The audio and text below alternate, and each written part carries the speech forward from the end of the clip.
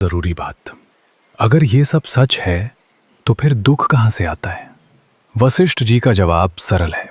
दुख तब आता है जब चेतना खुद को एक लहर मान लेती है।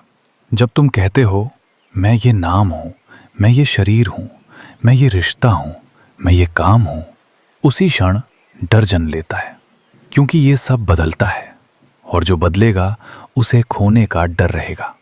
राजा लवण उस जंगल की दुनिया में अपने आप को एक साधारण आदमी मान चुके थे, और जब वो सब गया वो दर्द असली था, क्योंकि वो पहचान असली लगी थी। लेकिन जब वशिष्ठ जी ने कहा तुम वो नहीं हो, तुम वो हो जो उसे देख रहा था, उस एक वाक्य से दर्द का मूल हिल गया। पिछली बार हमने साक्षी भाव की शुरुआत की थी, आज उसे एक कदम और आगे ले जाते हैं। पहला कदम, नोटिस करना जब भी कोई तेज भावना आए, रुको, एक गहरी सांस लो और मन में कहो ये भावना आई है, मैं इसे देख रहा हूं, सिर्फ ये। दूसरा कदम, नाम देना। उस भावना को नाम दो।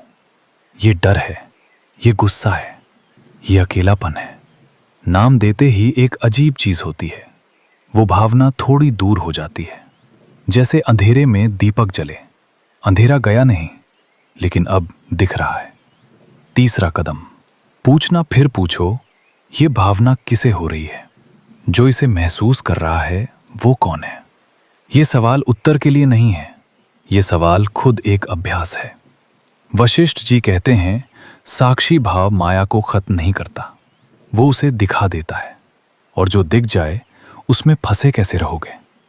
राजा लवण उस गांव की मिट्टी से वापस आए और एक दिन दरबार में बैठे।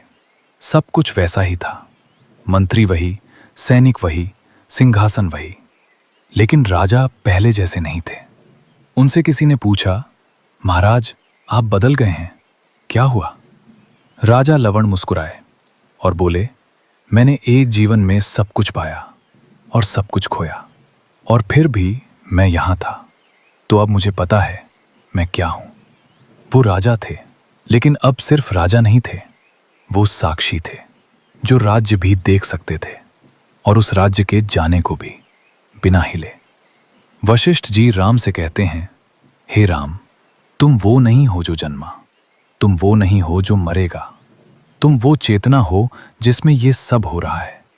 जन्म उसमें होता है, मृत्यु उसमें होती है, लेकिन वो चेतना न जन्मती है न मरती है। तो आज एक आखिरी सवाल, अगर तुम्हारी ये पहचान, ये नाम, ये काम, ये रिश्ते, ये शरीर एक दिन बदल जाए तो क्या कुछ बचेगा? जो बचेगा वो तुम हो, असली तुम। और जब तुम उसे पहचान लो तो न मृत्यु का डर रहता है, न किसी के जाने का, क्योंकि जो असली है वो कभी जाता नहीं। वशिष्ठ जी का एक वाक्य याद रखो, लहर उगती है, लहर गिरती है,